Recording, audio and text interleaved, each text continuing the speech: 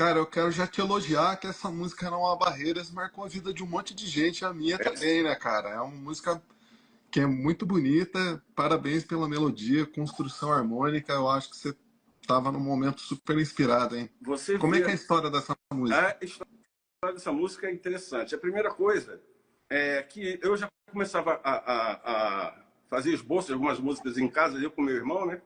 E meu irmão, ele botava uma latinha daquelas latas de cera, que não sei se existe mais, aquela cera de passar na soalha. Aí ele virava de cabeça para baixo, botava umas 3, 4 pedrinhas ali, furava, botava uma varetinha e pendurava a tampa da lata, fazia uma bateria. E eu pegava um frasco de desodorante e começava a cantar e ele batendo. Era só, já viu alguém cantar só com bateria? Eu cantava só com bateria.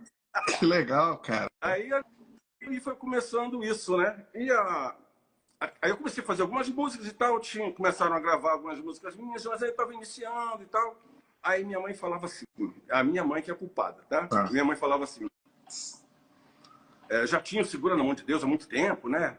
Aí que é uma música que transpôs as fronteiras do evangélico, né?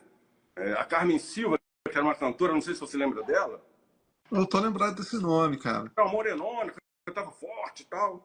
Então, uma vez ela gravou um compacto, quando depois ela se converteu, né? Mas quando ela era popular ainda, gravou um compacto que de um lado a música se chamava Espinho na Cama, do outro lado, Segura na Mão de Deus. Olha como que eu me converso. Então, assim, aí eu fiquei admirado. Falei, como é que essa mulher, ela não é nem cristã evangélica, nem nada, e gravou Segura na Mão de Deus? Né? Pois é. Então assim, aí a minha mãe falava assim, meu filho, você tem que fazer uma música que todo mundo fique conhecendo a música.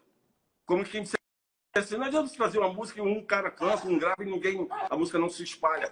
Tem uma música que todo mundo, nacionalmente, ela fica conhecida. Eu falei, poxa, mas isso não é assim. Eu vou fazer uma música para ficar, não ter a varinha, né? Nem se tivesse Sim, varinha. é meio complicado, né? E não ia funcionar, né? Aí eu falei assim, não vale encantamento, afinal de contas, né? Aí eu falei assim, pô, mas isso não é fácil, não, né? Enfim, mas fica tudo na cabeça e tal. Ficou arquivado lá, mas assim, eu tenho a convicção que você não consegue fazer isso, pô, eu vou fazer isso, é muito difícil. Né? Uhum.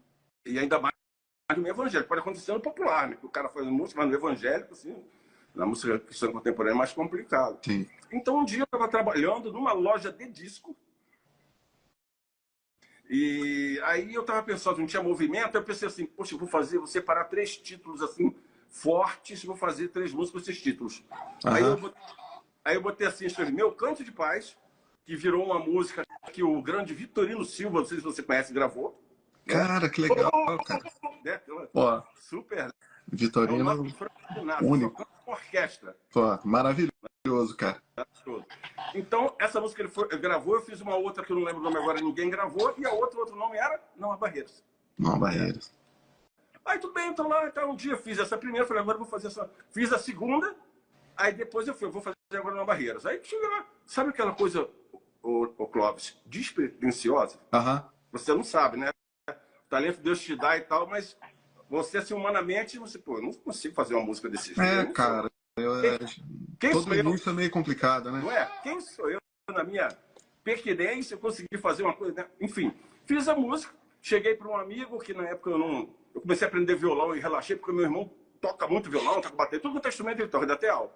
Mas eu fui num amigo meu, chamado Samuel, falei, Samuel, você toca para mim essa música aqui, que eu quero ver se ela ficou legal, para ver o que você acha. Aí eu cantei a música em dó maior para ele, sei que os problemas, não sei que provação. Aí quando acabou, assim, ele não falou nada, né? Eu falei assim, o que tu achou? Cara, música boa. Só isso. Música boa, eu falei, é uma música comum, eu pensei, né? Só...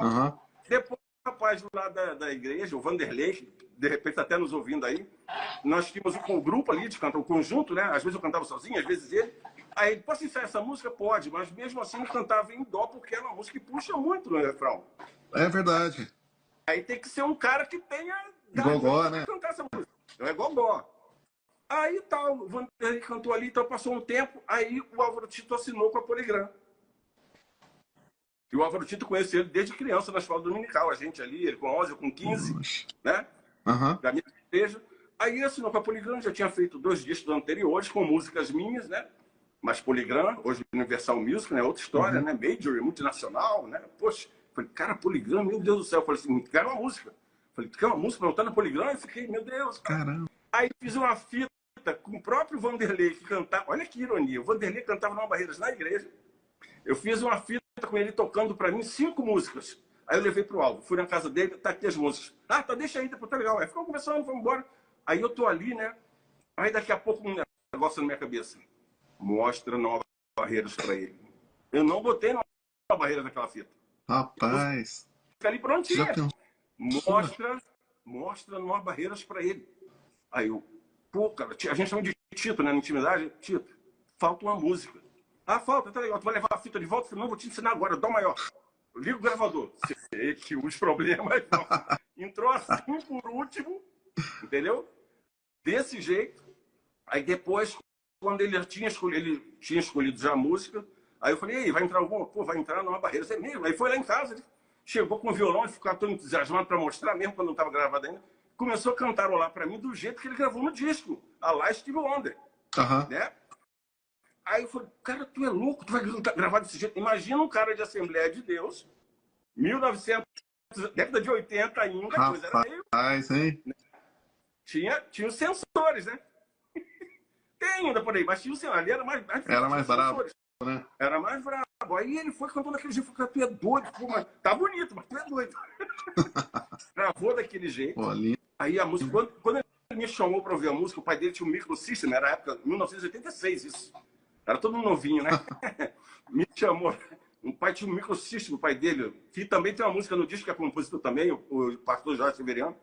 Sim. Um abraço se estiverem assistindo aí. Aí ele falou assim, vou botar tua música agora no microsystem. Cara, a música começa com o glissando do baixo do Dunga, que é um músico aí de São Paulo, baixista. Não sei o nome dele, esse é o pseudônimo, né? Aí, tararara, aquele somzão. E eu tô assim, né?